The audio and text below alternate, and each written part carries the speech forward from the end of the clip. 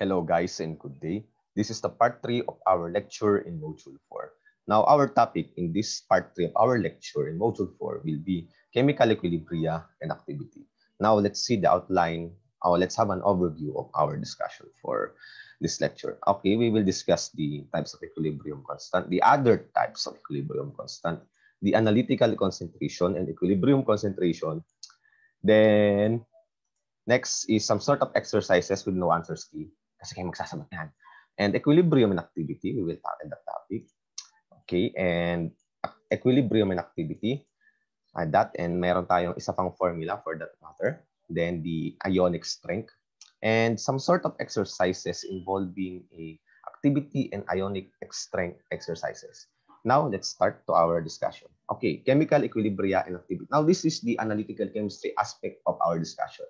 So, sa may lecture natin kanina, guys, is yun ay sa may general chemistry na kung saan dinakil natin yung basic aspect.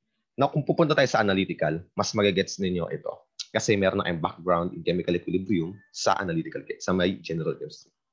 Okay, now what are the other types of equilibrium in our analytical chemistry? Di ba sa tinakil natin kanina sa ating part 1 natin lectures, we have Kc and Kp, by which is the equilibrium concentration and pressure in equilibrium. Now, here are the other types. Sir, bakit ang dami po equilibrium constant expression, sir? Kasi nga, marami tayong chemical reactions na nag-occur sa nature and at equilibrium din yung mga yon. So, ano-ano ba yung mga yon, guys? We have the ion product constant, Kw, for the dissociation of water. Solubility product, Ksp, by which Sp refers to Sp solubility product, Kw, water. It is occurs at the heterogeneous equilibrium between slightly soluble substance and ions in a saturated solution. Dissociation constant for acid and base, Ka or Kb. And then formation of complex ion, which is denoted by beta. And then oxidation reduction equilibrium, which is K, subscript redox. And distribution of equilibrium for solute and between immiscible solvents, which is Kd. Ito ay nakikita nyo sa chromatography. Redox reaction, complex ion. And this one here is for the acids and base and solubility product na may encounter niyo throughout sa ating mga. Now guys, ang ating itatake lamang nito, we will not go on deeper on this one kasi maraming topic ito. Kung iisa-isahin pa natin yan. The one lang ko lang dito is we will introduce some of the aspect of chemical equilibrium natin. So hindi natin tatake lahat yan. Okay, now analytical equilibrium concentration. Ano bang pagkakaiba nila, guys? Okay, di ba diniscuss natin yan kanina that the analytical concentration refers to the dissolved total moles in 1 liter of solution. Hindi niya pinapansin or ini-ignore daw niya yung dissociation ng species natin. Kasi nga naman, di ba, kapag dinisolve natin yung sodium chloride, nagda-dissociate siya into sodium ion and chloride ion. So magkakaroon ng solvation doon. Ini-ignore yon ng ating analytical concentration. Pero sa ating equilibrium concentration, guys, gives the molar concentration of each species. Ibig sabihin, lahat sila. Lahat. Yung sodium chloride, sodium ion, and chloride ion, kinuhaan natin. Nilalagay niya yun yung concentration natin. And yun ay dependent on the degree of dissociation and the equilibrium involved for each solute. So, every solute participate in the equilibrium or in the system ay itatake ng ating equilibrium concentration.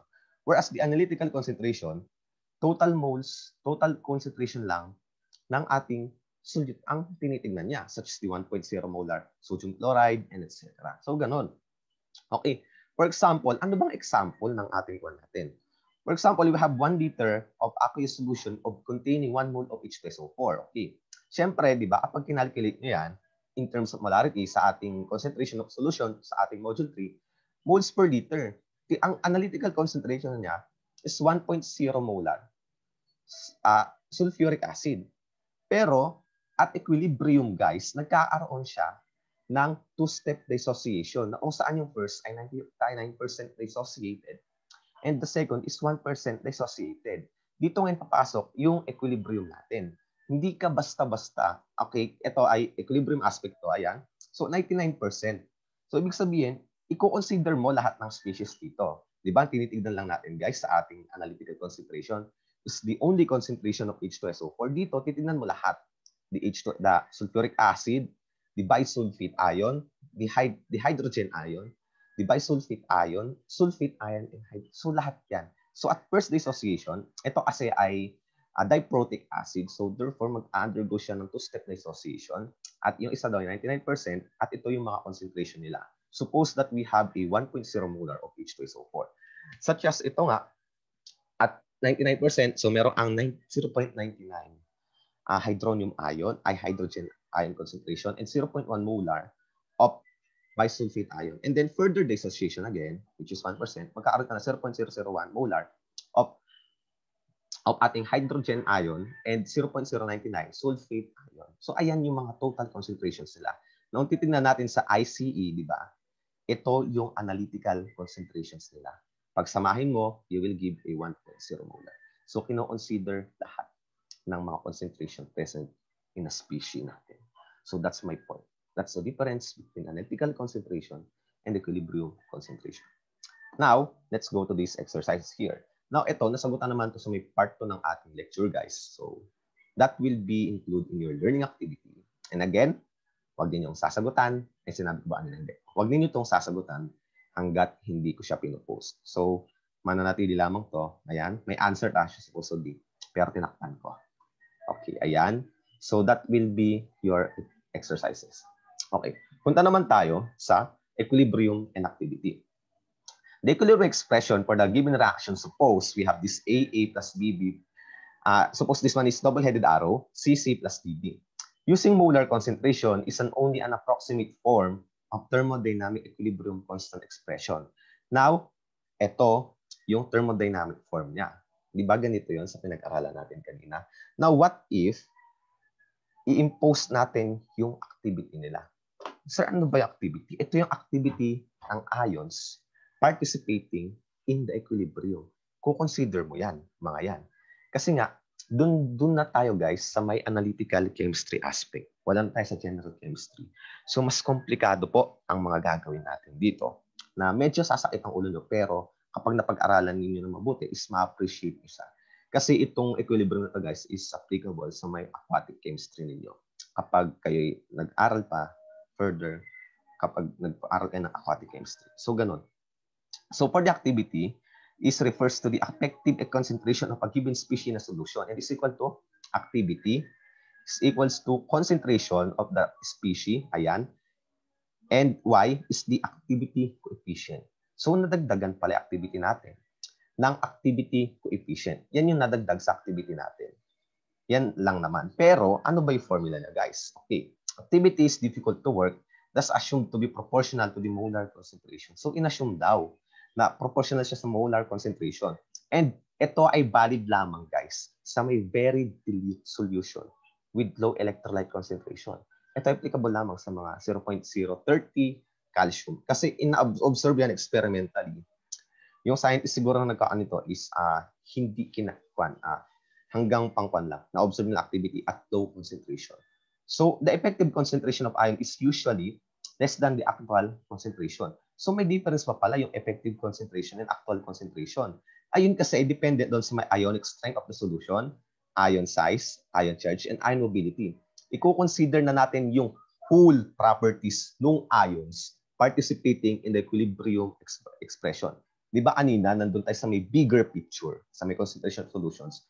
Dito, iisa-isahin natin of what are behind on those. So, ano-ano ba ang mga factors na affect sa mga nandun? Okay. In the activity daw, in a very dilute solution, the ionic strength is minimal. Activity coefficient is hence equal to the unity. Hence, activity and molar concentration becomes identical. Kasi nga, kapag very dilute solutions natin, the activity will tends to be equal to 1.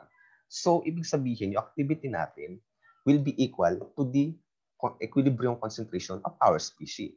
And at high ionic strength naman, guys, an ion loses some of its effective and its activity coefficient decreases. Effectiveness. So, nababawasan yung activity coefficient niya kapag mataas yung concentration natin. Kaya, na-observe lamang siya at a dilute solutions. Pero once very dilute solutions, guys, yun ay mahina na. Okay. Now, the activity coefficient formula is defined by the Debye-Hackett equation, which is log is equals to negative 0.51 z squared times the square root of ionic strength all over 1 plus times ito, ano ba itong alpha na to? It is the ionic size in picometer times the square of ionic strength all over 305. Pero may simplified form dyan, guys, which is ito. Ayan. Ito yung simplified form niya. Whereas the angstrom, 1 angstrom is equals to 100 picometer, by which the picometer is ito yung unit ng ating alpha natin dito, which is the ionic strength. Now, punta na tayo for the single charge ions. Okay, ito, kapag lang daw yung charge natin is 3 angstrom or 300 picometer at nasisimplify ito. Pero ang ginagamit natin formula guys is usually ay ito. Ito siya. Yaan. Now, punta na tayo. The other formulas for activity coefficient, I highly recommended itong nasa gitna. Itong nasa gitna kasi mas madali siya. So, ayan. Becomes, wala. Ayan. For ionic strength at up to 0.5 molar. Pero hindi natin ma-encounter yan, guys. So, ionic strength is just a formula of the summation of the species or the ions, analytical concentration of the ions times its square of its charge, summation, and you will get the ionic strength of the one. Ang ionic strength kasi natin, guys, is the electrostatic interactions with other ions and the solvent. So ito yung formula natin to compute for the ionic strength of our solutions here. So okay, write the equilibrium constant expression with activity coefficient for the reaction. Okay, dito na tayo kakan. Ano ba ang chemical equilibrium yan? With activity coefficient. Okay, kunin natin. Yan. So, nasa na ba? Okay, ito. Kunin na natin siya. Paano kaya yan? Diba? Sa equilibrium concentration natin, guys, is ito ay KSP here. KSP. Hindi na naman nag-work yung aking pan. Nagduloon na naman ang aking paint here. Teka lang ha. Give me some time, guys. I-resume ko na lang mamaya. Okay, guys. Salamat sa paghihintay. Okay. Write the equilibrium constant expression with activity coefficient for the reaction of the dissociation of calcium chloride here. Okay. Now, paano natin, di ba? This one is a KSP or KEQ. Actually, K and then initials. Okay, KEQ here. KEQ, nagduloon na naman. Is equals to what concentration here, di ba? Product all over reactant here. So, concentration of calcium chloride all over the concentration of calcium ion times the chloride ion. Pero, yan ay at KEQ. I-impose natin ngayon, guys, ng activity coefficient. Activity. So, kapag in-impose niyo yung activity, ito ay without activity. Ganito gagawin natin. Diba? Sa may formula natin kanina, yung activity is equals to concentration of a certain X species times the activity coefficient. So, ang expression yan actually will be, dadagdagan lang natin ng activity coefficient for each of them. Kaya, ang mangyayari dito is the concentration. Okay, ikon ko muna. Lagyan muna natin ang activity of calcium chloride all over the activity of calcium ion times activity of chloride ion. Now, let's expand further.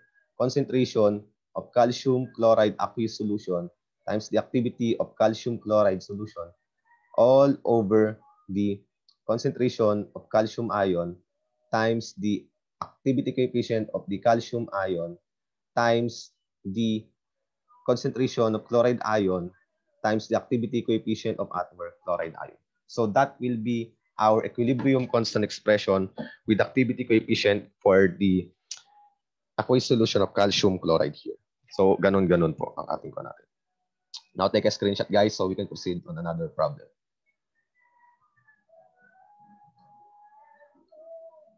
Okay, next naman, guys, natin is the solubility product expression naman daw. Okay, another exercise here. Ito, we all know that the KSP expression will be just like this. Okay. KSP, di ba? The lanthanum sulfate daw, sulfate was dissolved to form a lanthanum 3 positive plus sulfate ion.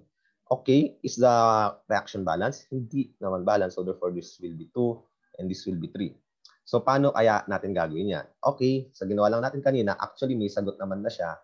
KSP is equals to the activity of lanthanum 3 positive times activity of the sulfate 2 negative is equals to the, okay, the concentration of the lanthanum ion squared times squared, but squared kasi ayun yung coefficient niya of a lanthanum ion here.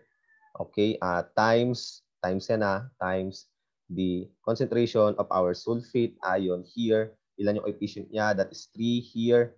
Okay, times activity coefficient cube of the sulfate ion to here kasi 3 yung coefficient niya. So that's how you write the solubility product expression for lanthanum sulfate with activity coefficients. Okay, take a screenshot, guys, so we can proceed on our next problem. Okay, slide number 26. Okay. Okay, ayan. Okay, next is, now punta naman tayo sa may ionic strength problem. Find the ionic strength of 0.1 molar sodium nitrate, 0.01 molar of sodium sulfate, and 0.02 molar of potassium bromide dissolved in sodium sulfate. So this one here is an individual ions, multi-ions here, and dalawang ions na present na kung saan yung solvent natin is sodium sulfate, and we have a potassium bromide solute. So solve na natin. Okay, let's have this. Take a note. Okay. So, may sagot naman na pala. Okay. So, paano kaya yan, guys? Ganito ang gagawin natin. Okay, for letter A. Wait. For letter A, di ba, ang pa natin is, wait. For letter A, ano ba yung formula ng ating ionic strength, guys? Ibang formula ng ating ionic strength is a, dito, is, di ba, summation of the individual ions dito. So, ibig sabihin sa letter A natin, ano ba yung present na ions? We have sodium nitrate. Now, kapag na-dissolve siya, magpo-produce ng sodium plus nitrate ion. Sir, paano nyo po nalalaman yung dissociation ions niyan? Meron yan sa may periodic table ninyo, consists of cation ions and anions interaction para malaman ninyo. Okay, ito daw ay 0.1 molar kasi ito ay 0.1 molar and this one is 0.10 molar. So ano ba charge? Positive. Okay, now, di ba sa formula ng ating ionic strength, guys, is ito ay, nasa na siya? Okay, ayan no? Concentration times the charge squared. So ang mangyayari ngayon dito, what's the concentration of our sodium ion here? Hindi ko na-sort yung formula. Ito, for sodium ion, that is 0.1 molar. Ano yung charge niya? Positive 1 squared plus another one, 0.1 molar. 0.1 molar times negative 1 squared and times 2. Ayan. Okay. Magrekta na tayong calculation. Ano kaya magiging sagot?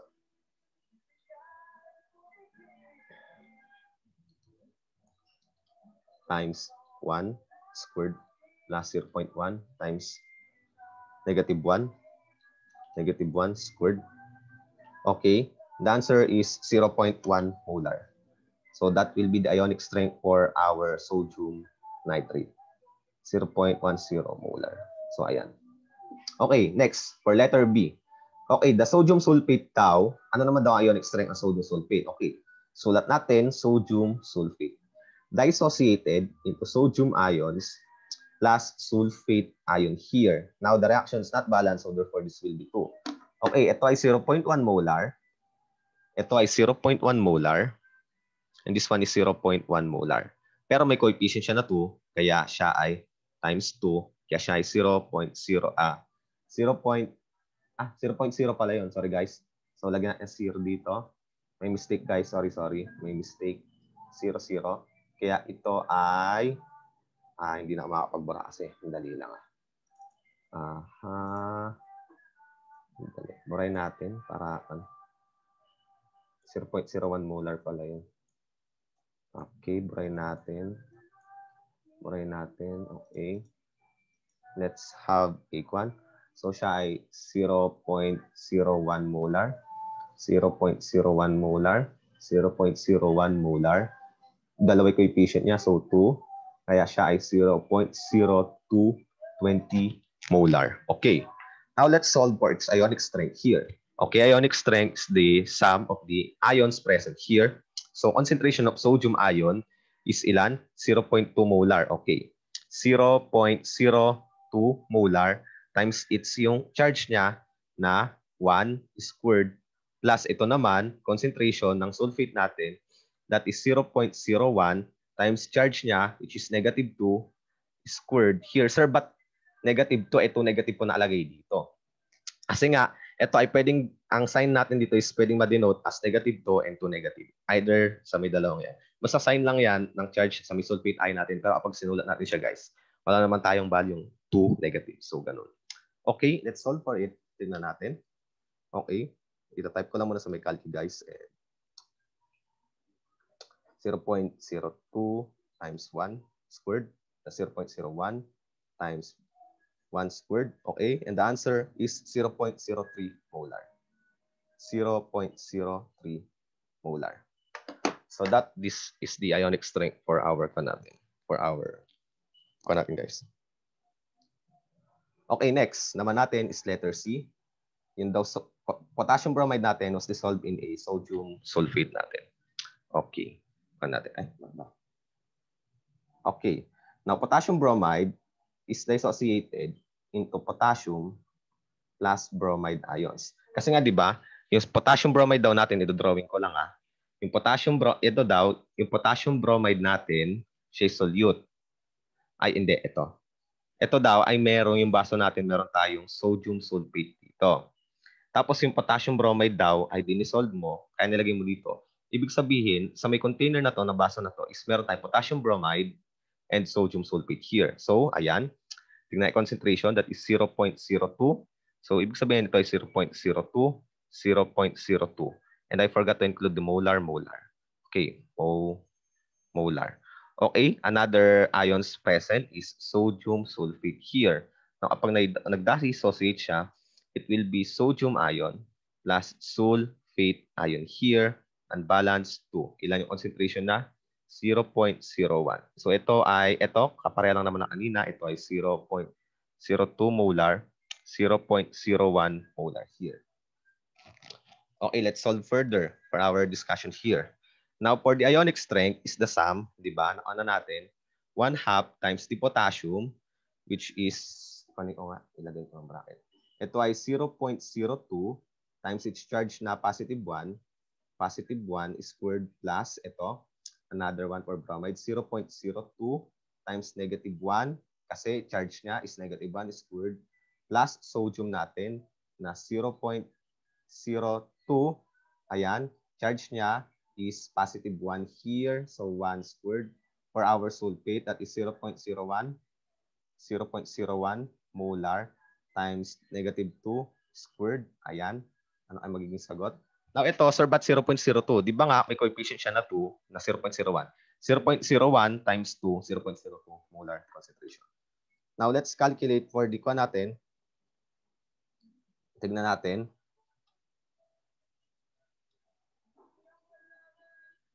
Okay. And the answer will be 0.05. Tumama kaya tayo? Okay, 0.05 yung sagot. Yan. Okay. So therefore, 0.05 molar ang sagot. Yan. So take screenshot, guys, so we can proceed on our next problem. Okay, next.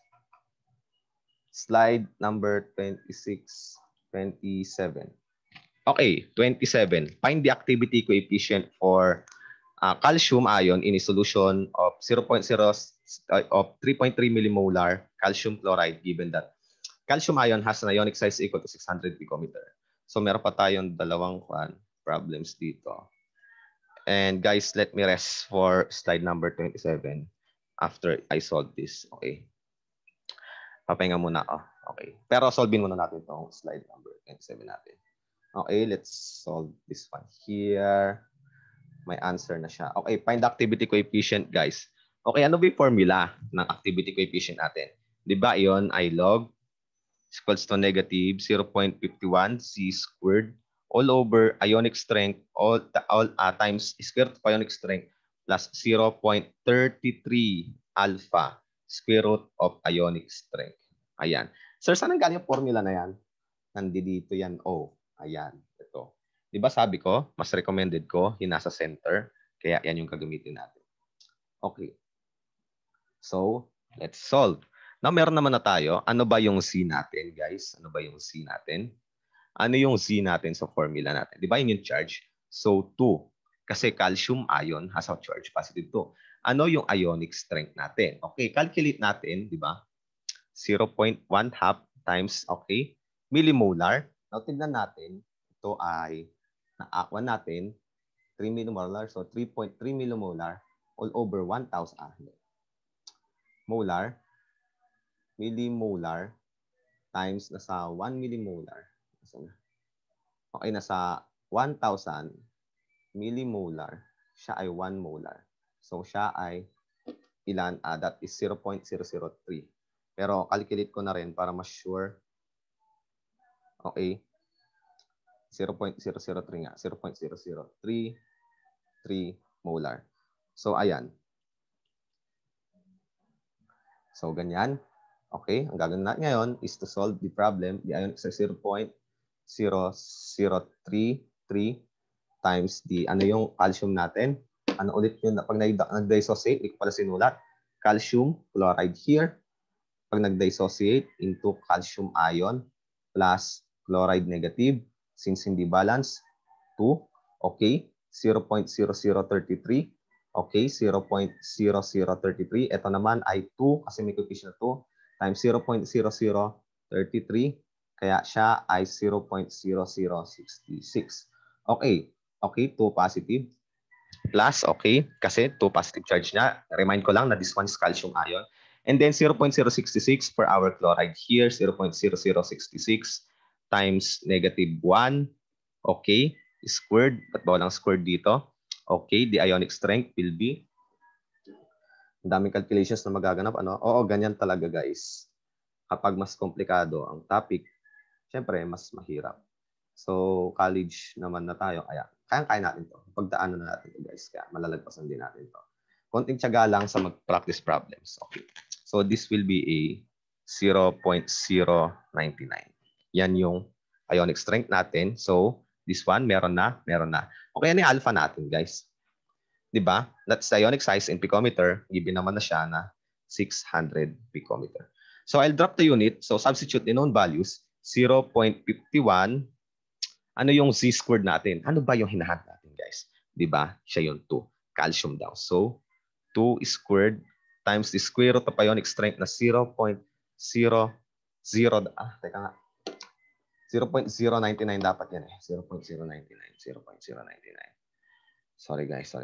0.0099 dapat yun. Okay.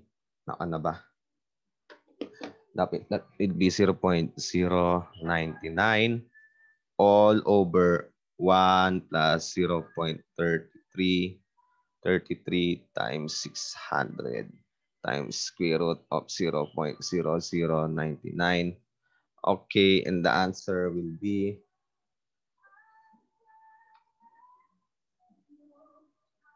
okay.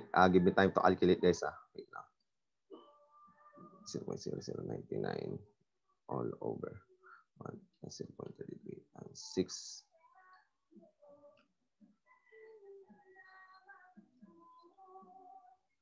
And the answer is negative 9.805. Sir, ang sagot, 0.65, 0.675. Kasi nga nakalog pa yan. Okay, log natin. Okay, log alpha. Now, para magkuhan, antilog, shift log. So, ibig sabihin natin, gamma will be 10 raised to negative 9.05. 9.805. 9.805 here. And the answer will be 0.977. Ba't ganun yung sagot natin? Anong nangyari? Wait lang guys Let me troubleshoot the problem here. Okay. May nangyari ba?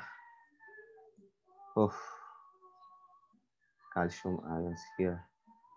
Let me troubleshoot the problem guys. Wait lang. I'll give a post.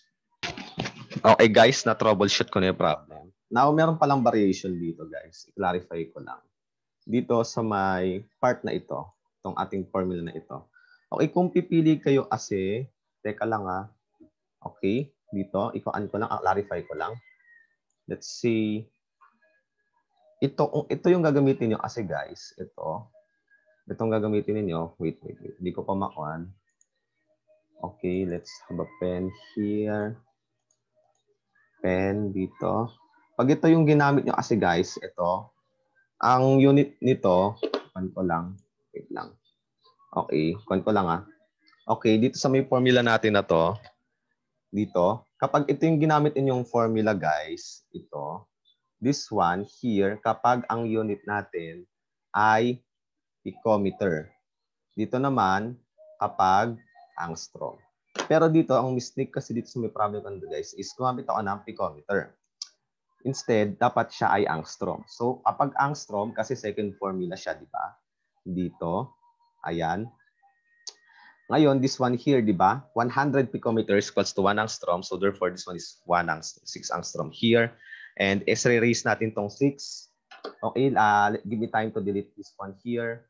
Okay, let me correct my mistake. Apologies for that. Okay. Okay, this one should be 6 here. And now, let's calculate for the one. Tingnan natin. Okay, let's restart to calculating the problem. 6 ang lalabas. Nasagot ay dito ay log gamma is equals to negative 0.1702. Now, to cancel the log, antilog natin is equals to gamma is equals to 10 raised to negative 0.1702 here. Ang magiging sagot natin dito ay 0.675. Okay. Ayan ang sagot natin. Okay. To clarify further, again, sasabihin ko, the second formula, ang gamitin nyo is angstrom. Kapag naman yung first formula natin is yung picometer natin. Okay. So, that's it. So, take a screenshot, guys, so we can proceed on our next problem. But before that, just post it. Okay. Okay. Next problem. Okay. Okay. Ilan pa ba to? So, there are 3 problems pa natin. 2 problems here. Okay. Kunin na natin to. Okay. Ito naman daw, calculate the ASP value for the 0.3 molar potassium sulfate. This regarding the activity. Okay. Isa, this regarding the activity, isa considering the activity. Titignan natin yung difference ng without activity and with activity. So, paano kaya yun? Okay. Paano kaya yan? Now, kung mapapansin niyo guys, is yung natin, yung formula natin guys, is magkaiba yung value nila. So, how can we distinguish that problem and how can we solve it? Okay. Kanina natin. Let's solve the problem para mayari na. Okay. For letter A guys, just simple as this. Ano ba yung natin? Potassium sulfate. So K2SO4 na dissociates daw or equilibrium into potassium ion plus sulfate ion. Now, not balanced, so to here. Now, ito ay solid, guys. Take note. So, KSP is equals to, di ba, concentration of potassium ion times the sulfate ion here.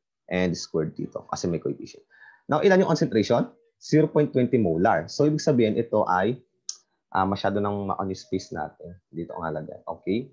The K2SO4 dissolved at the 2K positive here plus sulfate ion. 0.020 molar. Ito ay 2 times 0.020 molar times 0.020 molar here. Okay, ito ay 0.040 molar. Okay. Ngayon, substitute the known values here and kunin na natin 0.040 molar squared times 0.020 molar. Ilan kaya ang sagot natin? Okay, 0.040 squared times 0.020 and voila! Meron tayong sagot na 3.2 times 10 raised to negative 5. Okay. So, yan yung without activity. Now, doon tayo sa may mas mahirap. Okay. Yun dun sa may letter B. Whereas the KSP, guys, considering the activity of potassium ion times the activity of sulfate ion. Expanding further, the formula, concentration of potassium ion times the activity coefficient of potassium ion squared, ito ay squared times the concentration of sulfate ion times the activity coefficient of sulfate ion. Ayan. Now, let's solve for the activity coefficient. Okay, ano ba given dito? Angstrom ang given. So, the second formula will be used. Okay. Kunin na natin dito. Okay. Next natin, ito na. Nasa na? Okay. Log. Ba't wala? Log. Alpha is equals to negative 0.51 Z squared. Take note, this is for potassium. Ay, wala pa tayong ionic strength, guys. Okay.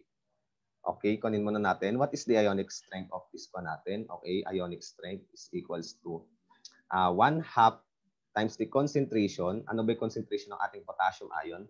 Balik tayo dito. Ayan, babalik tayo dito, guys. Balik tayo. So, ilan? 0.04. 0.04 molar times the charge na positive 1 squared plus ilan yung concentration natin dito? Ayan, no? 0.020 molar. Na-discuss natin yan kanina, guys. 0.020 molar times the charge of sulfate ion, which is negative 2, squared. So, ang ionic strength natin, guys, is give me some time to calculate here. Ang ionic strength is 0.06 molar. 0.06 molar. Okay, now let's calculate for the activity coefficient of potassium ion here, which is negative 0.51. Divide formula, Z squared, square root of ionic strength, all over, second formula, 1 plus 0.33 alpha square root of mu here. Okay. Substituting the known values, negative 0.51, 1 squared times square root of 0.06, ayun no, ayun, 1 plus 0.33 times ilan yung angstrom ng ating potassium ion? Ilan daw? Potassium is 3.0 angstrom. So, 3.0 angstrom here, 3.0 angstrom times square root of 0.06 molar. Ayan yung sagot natin. Okay. 0. And, okay, suppose na may sagot na tayo dito. 0.51. 51 C squared, square root of 0.06 times 1. 1 plus 0.33 times 3.0 square root of 0.06. That will be negative 0.7, sorry. 0707. Okay, to calculate for the one natin, okay, antilog na 10 point negative 0.0707. The activity coefficient for our potassium ion is 0.849. Okay. 845. Okay, round it off. Now, let's solve for the activity coefficient of our sulfate ion here. Direct substitution na lang, guys. Negative 0.51, negative 2 squared kasi charge niya, times the ionic strength na 0.06. So, saan nanggaling negative 2? Diba? Positive 2 charge yung negative ng ating sulfate ion. Ayan, oh. Ayan. So, 1 plus 0.33 alpha. Ano kaya yung ionic strength ng ating natin, ng ating sulfate at angstrom? That is 4. So, siya ay, wait lang. So, that is 4 times the square root of 0.06. Okay, let's solve.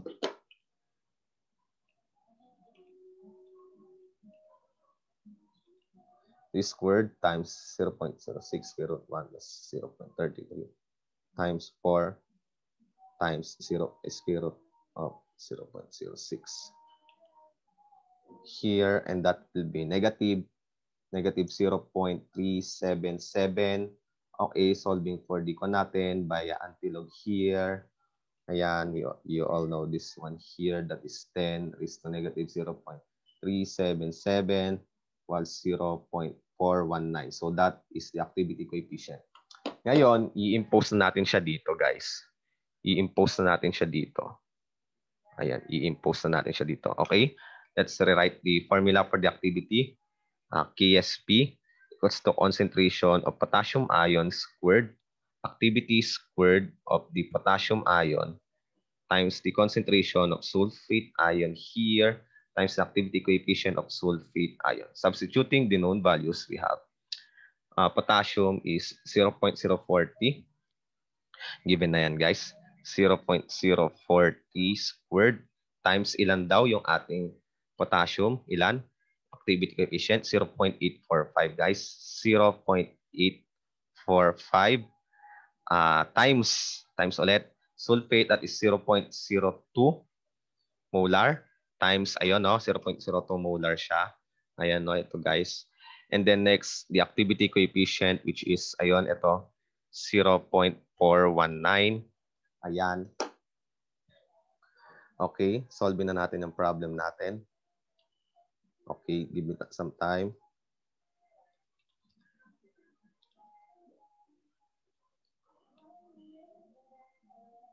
Wait lang, guys. Aha. Okay, and the answer is 9.57 times 10 raised to negative 6. Tama ba? 8.45. Let's troubleshoot the problem here. What did go wrong? What did go wrong here? Wait lang, guys. Let me troubleshoot the problem.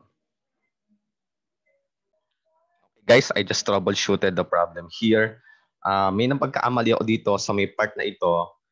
This is supposed to be, ito ay dapat ay 0.793. Malamang sa malamang, nagkarong input na naman ako dito. Ayan ay 0.7933 dapat. Okay? So, ibig sabihin, ang pa natin dapat dito is 0.1 dito. Nagkarong input na naman ako. Teka, let's erase. Let me correct my mistake, guys. Here, masyado kasing mahaba na yung ano. Ay, anyari? Aha. Okay, here. Ayan. Ito. Ito, dito. Ayan. Ayan. So, ito ay negative. Negative 0.1, 0.1. Ilagay natin lahat. 1005. Kasi pagka kuan natin, medyo mamamali tayo. So, wag nating i-round off. Magkakaroon tayo ng variation, guys. So, ayan. And that will be 0.793. Tumama ba? Tignan nga natin. 0.793, guys. Okay. 0.793. Okay. Tapos, syempre, papalitan na natin to. This is supposed to be, ayan, X here. Wait nga. Okay. 0.793. 0.793 squared times. Now, let's, for further confirmation, ika-calculate ko ulit. 0.020 times 0.419. And ang sagot natin is 8.43 times 10 raised to negative 6 molar. So, tignan ninyo yung difference nila, guys, diba? With activity, mas maliit siya. Ayan, no? And with activity and without activity. So, mas maliit kapag without activity. Ang laki ng difference, guys. Sobrang laki. So, in terms of kapag kinonsider activity, ito yung values niya. So, ganun, guys. Okay? Take a screenshot, guys, for this problem. So, we can proceed on the next. Okay. 1. This for screenshot number 1. Screenshot number 2. And screenshot number 3. Okay. Now, let's proceed on our last problem here. And ayan. Now, this will be your learning activity. And again, wag ninyong, ikuan natin, wag ninyong sasagutan hanggat hindi ko pinupost as your learning activity. So, okay. Thank you for listening, guys, for our discussion. And I hope you learned something again. And again, see you in our next lecture. And Goodbye again.